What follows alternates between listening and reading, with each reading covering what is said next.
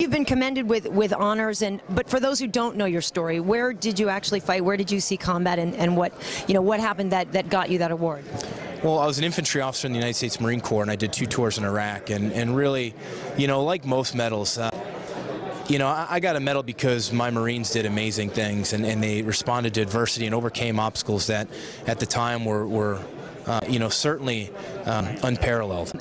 I talked once to Tim Kennedy about this, also a veteran, and it was like, when people say, "Oh my God, you're going in the cage, like you could die in there," and he's like, "Dude, I really almost actually did die." I mean, do you approach it the same way and have that in a way, like, is this like sort of levity and a little more fun, even though you're doing something that is very physically challenging and potentially hurtful?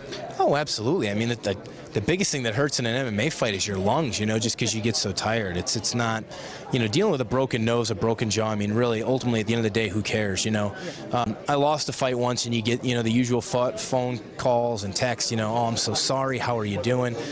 I always tell them I've seen much worse days. I get to go home to my family and my daughters after the fight, regardless of what happens.